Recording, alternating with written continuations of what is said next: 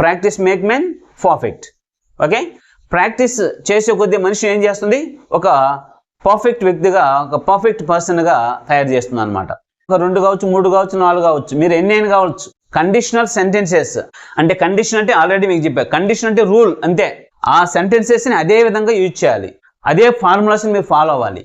Topic మీకు ముందుగా చెప్పాను నేను. టాపిక్ అనేది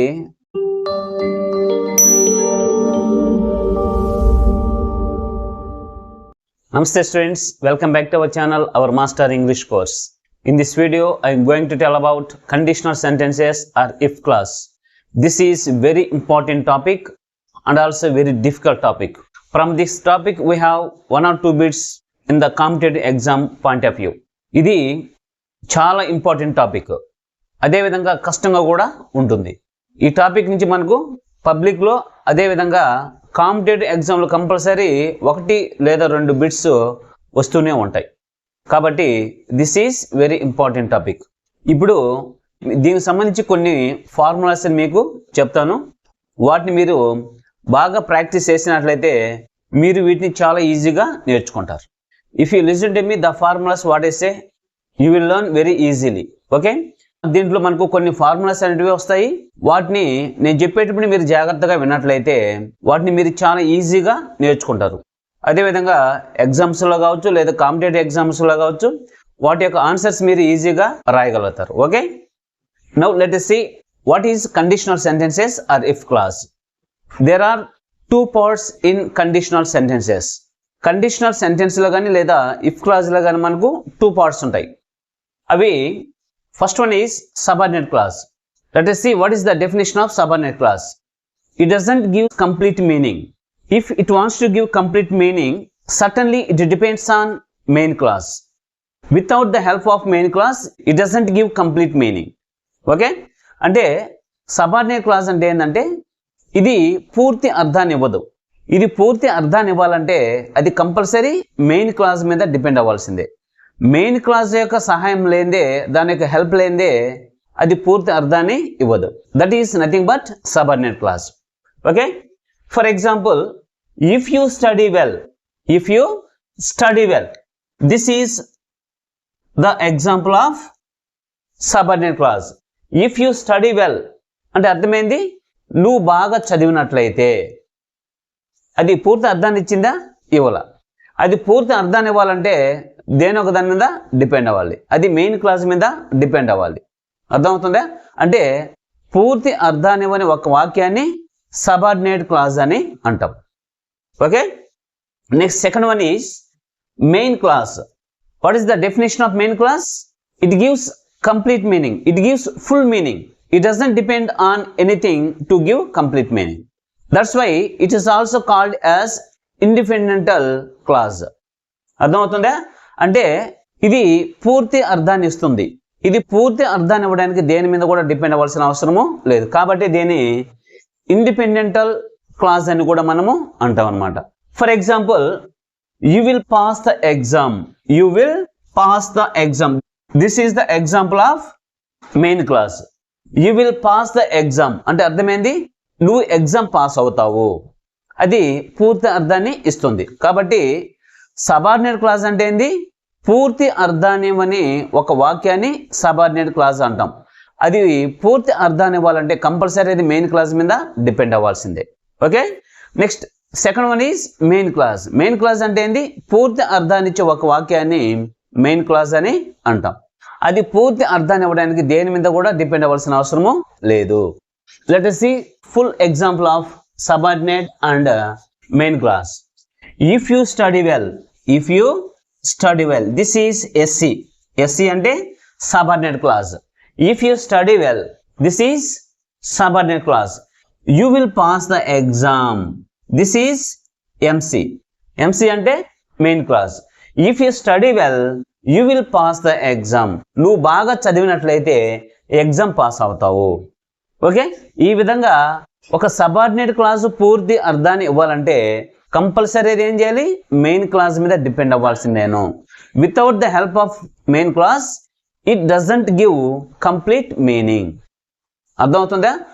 మెయిన్ క్లాజ్ యొక్క హెల్ప్ లేనిదే సబార్డినేట్ క్లాజు పూర్తి అర్థాన్ని ఇవ్వదు. conditional sentence is divided into three parts. First one is open condition, second one is doubtful condition, third one is unfulfilled condition. అర్థమవుతుందా? అంటే కండిషనల్ సెంటెన్స్ ని మనము 3 పార్ట్స్ గా డివైడ్ చేస్తాం. ఒకటి ఓపెన్ కండిషన్, రెండు డౌట్ఫుల్ కండిషన్, మూడు unfulfil condition. Now let us discuss every conditional sentence detailly. ఇంతకు ముందు మనం చెప్పుకున్నది కండిషనల్ సెంటెన్స్ లో 2 పార్ట్స్ ఉంటాయని చెప్పుకున్నాం. ఇప్పుడు కండిషనల్ సెంటెన్స్ ని 3 పార్ట్స్ గా డివైడ్ చేసుకుంటాం. First one is open condition or possible condition. Conditional sentence is divided into 3 parts. One is open condition or possible condition. What is open condition or possible condition? Open condition అంటే ఏంది, లేదా possible condition అంటే ఏంది?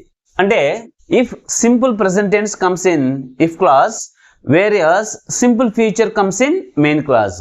అంటే if clause లో simple present tense వచ్చినట్లయితే main clause లో simple future రావాలి. That is a condition. Condition అంటేనే అది ఒక రూల్ అన్నమాట. కాబట్టి వాటిని కండిషనల్ సెంటెన్సెస్ అని అంటాం. అర్థమవుతుందా? This is the formula of open condition. అంటే ఇఫ్ క్లాస్ లో సింపుల్ ప్రెజెంట్ టెన్స్ వచ్చినట్లయితే మెయిన్ క్లాస్ లో ఏం రావాలి? సింపుల్ ఫ్యూచర్ రావాలి. మీకు ఈ ఫార్ములా వచ్చినట్లయితే you can easily translate in any condition. If plus subject plus V1 plus object, subject plus V1 plus object వచ్చిందంటే మనందరికి తెలుసు అది సింపుల్ ప్రెజెంట్ టెన్స్ అని. ఆల్రెడీ మనము అవన్నీ కంప్లీట్ చేసుకోండి. ఇఫ్ వచ్చి సబ్జెక్ట్ వచ్చి ప్లస్ V1 వచ్చి ప్లస్ ఆబ్జెక్ట్ వచ్చినట్లయితే ఇఫ్ క్లాస్ లో మెయిన్ క్లాస్ లో subject plus will or shall plus V1 plus object అనేది రావాలి. ఈ ఫార్ములా కూడా మనకు బాగా తెలుసు. అంటే ఇది మనం ఆల్రెడీ చెప్పుకునేస్తున్నాం సింపుల్ ఫ్యూచర్ లో. కాబట్టి ఇది సింపుల్ ఫ్యూచర్ యొక్క formula. For example, if you invite her she will come to the party. అంటే అర్థమైంది, ఆమెనే మీరు పిలిచినట్లయితే ఆమె పార్టీకి వస్తుంది. ఓకే, ఇది simple present tense. If you invite her, మీరు ఆమెనే ఆహ్వానించినట్లయితే, she will come to the party, ఆమె పార్టీకి వస్తుంది. ఇది సబార్డినేట్ క్లాజ్, ఇది మెయిన్ క్లాజ్. ఇది సింపుల్ ప్రెజెంట్ టెన్స్, ఇది సింపుల్ ఫ్యూచర్. అంటే ఓపెన్ కండిషన్లో లేదా పాసిబుల్ కండిషన్లో ఫార్ములా ఎలా ఉండాలి? ఇఫ్ క్లాజ్లో సింపుల్ ప్రెజెంట్ టెన్స్ వచ్చినట్లయితే మెయిన్ క్లాజ్లో ఏం రావాలి? సింపుల్ ఫ్యూచర్ రావాలి. ఈ ఫార్ములాస్ని మీరు నీట్గా నేర్చుకోవాలన్నమాట. ఇది ఎస్సి, ఇది MC. Next second one is if she ask him he will help her. అంటే ఆమె అతను అడిగినట్లయితే అతను ఆమెకి హెల్ప్ చేస్తాడు. ఆమె అతను అడిగినట్లయితే అతను ఆమెకి హెల్ప్ చేస్తాడు. ఇది సింపుల్ ప్రెజెంట్ టెన్స్, ఇది సింపుల్ ఫ్యూచర్. ఇది ఎస్సి అవుతుంది, ఇది ఎంసి అవుతుంది. ఎస్సి అంటే సబార్డినేట్ క్లాజ్, ఎంసి అంటే మెయిన్ క్లాజ్.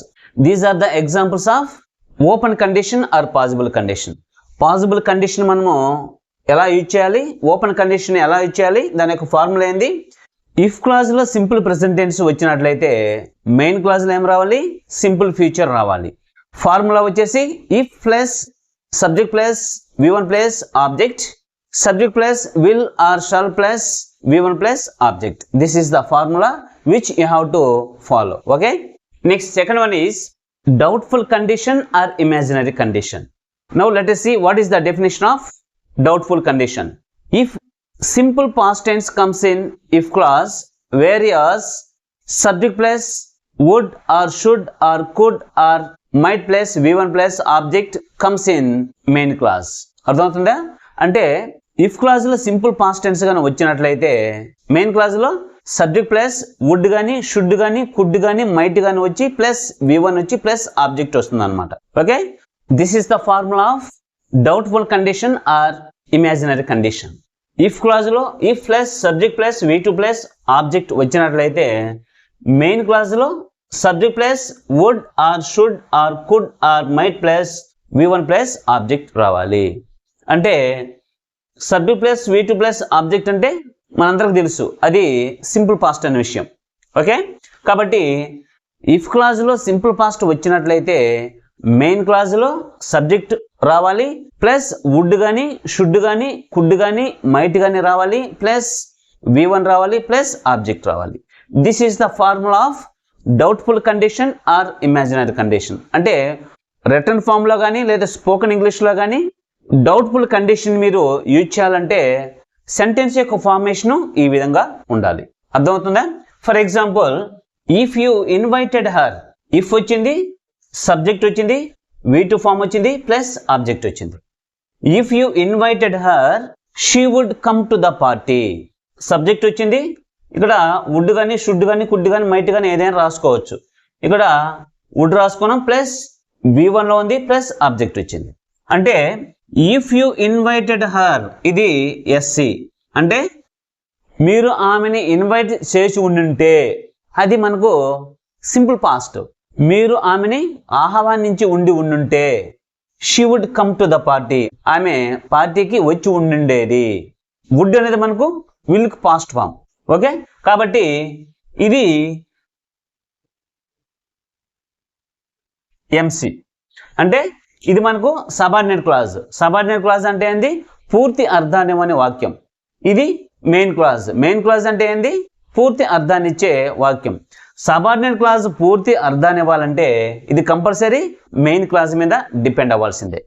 అర్థమవుతుందా? కాబట్టి if you invited her she would come to the party, ఇది ఫార్ములా. అంటే డౌట్ఫుల్ కండిషన్లో కానీ లేదా ఇమాజినరీ కండిషన్లో కానీ సెంటెన్స్ యొక్క ఫార్మేషన్ ఎలా ఉండాలి? ఇఫ్ కండిషన్లో సింపుల్ పాస్ట్ రావాలి, మెయిన్ క్లాజ్లో subject plus would or should or could or might plus V1 plus object రావాలి. అర్థమవుతుందా? Next second one is if she asked him he would help her. అంటే ఇది మనకు SC. అంటే ఇఫ్ షీ ఆస్క్డ్ హిమ్, ఆమె అతను అడిగి ఉండుంటే, హీ షుడ్ హెల్ప్ హర్, ఇది MC. అతను ఆమెకి హెల్ప్ చేసి ఉండేవాడు. అర్థమవుతుందా? అంటే ఇది మనకు సబార్డినేట్ క్లాజ్. సబార్డినేట్ క్లాజ్ అంటే ఏంది? పూర్తి అర్థాన్ని ఇవ్వని వాక్యం.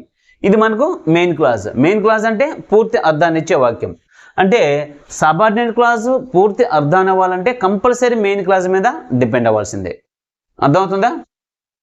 These are the examples of doubtful condition or imaginary condition.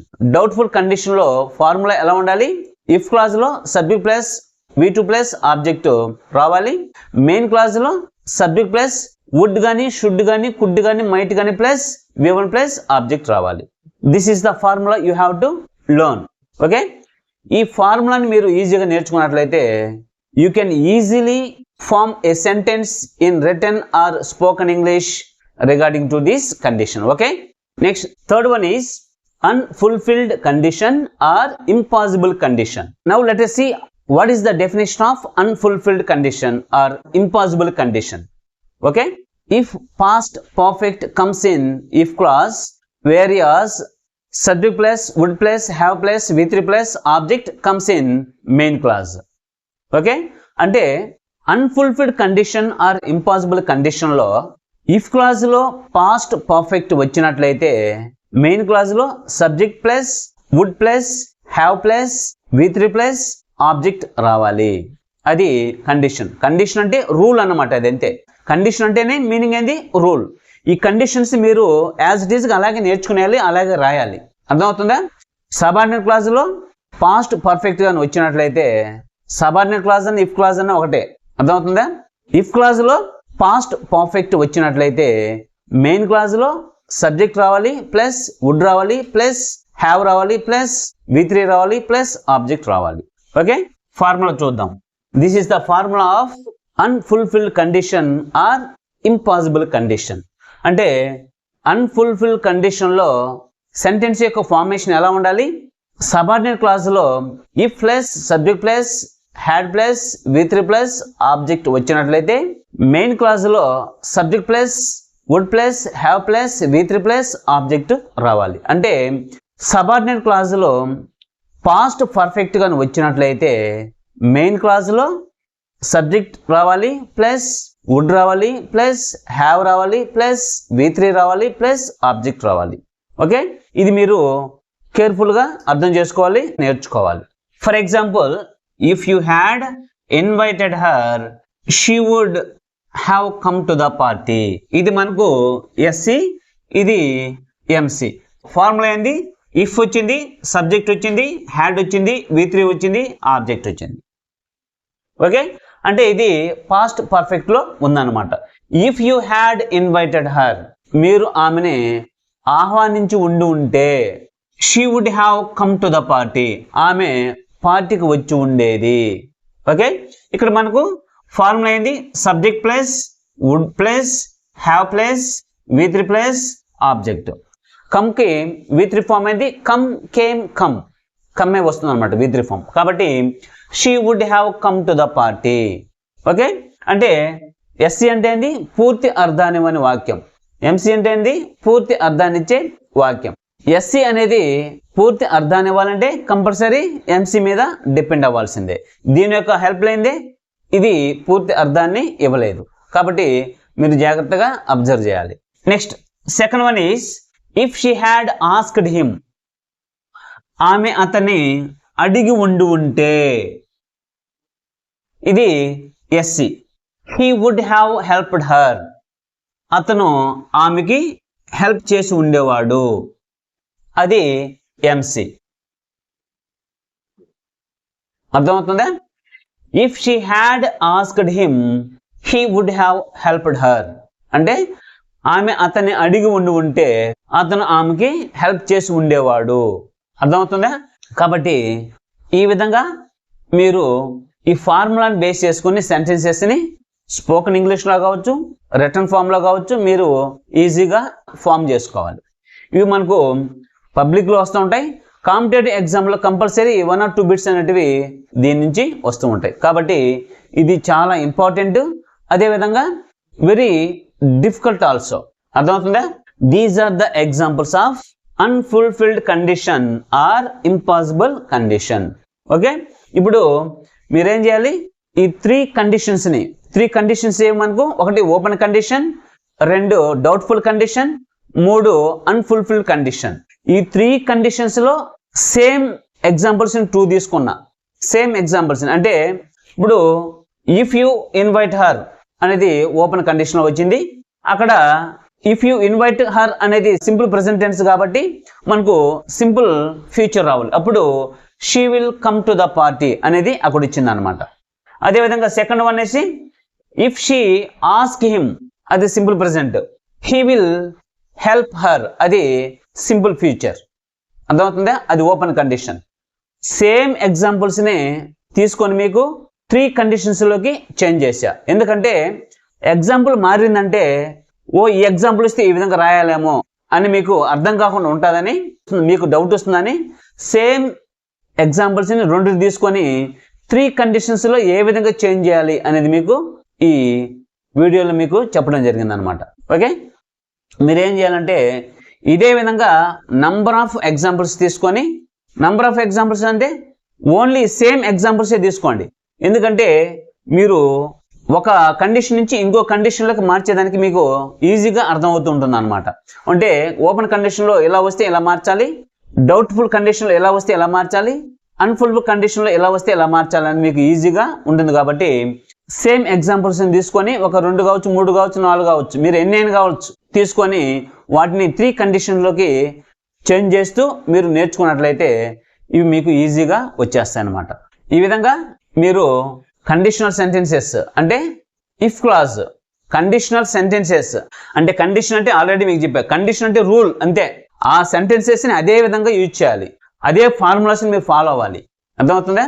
కాబట్టి ఇవి మీరు రిపీటెడ్గా ప్రాక్టీస్ చేస్తూ నేర్చుకున్నట్లయితే ప్రతి కండిషన్ కూడా మీరు ఈజీగా రాయగలుగుతారు, ఈజీగా నేర్చుకోగలుగుతారు. టాపిక్ మీకు ముందుగా చెప్పాను నేను, టాపిక్ అనేది చాలా కష్టమైంది, అదేవిధంగా చాలా ఇంపార్టెంట్ అని. టాపిక్ కష్టమైన మనం ఏం చేయాలి? రెగ్యులర్గా ప్రాక్టీస్ చేస్తున్నట్లయితే అది ఎంత కష్టమైన టాపిక్ అయినా మనకి ఏమైపోతుంది? ఈజీ అయిపోతుంది అనమాట. ఓకే, ఇంగ్లీష్లో మనకు ఒక ప్రోవర్బ్ కూడా ఉంది. ఏంటది? Practice make men perfect. Okay, practice చేసే కొద్దీ మనిషి ఏం చేస్తుంది? ఒక పర్ఫెక్ట్ వ్యక్తిగా, ఒక పర్ఫెక్ట్ పర్సన్గా తయారు చేస్తుంది అనమాట. టాపిక్ ఎంత కష్టమైనా ప్రాక్టీస్ చేసే దాన్ని బట్టి అది మనకు సింపుల్ అయిపోతుంది. Okay students, see you later in the next video. Thank you for watching. వీడియోని లైక్ చేయండి, సబ్స్క్రైబ్ చేయండి, పక్కనే ఉన్న బెల్ ఐకాన్ని క్లిక్ చేయండి.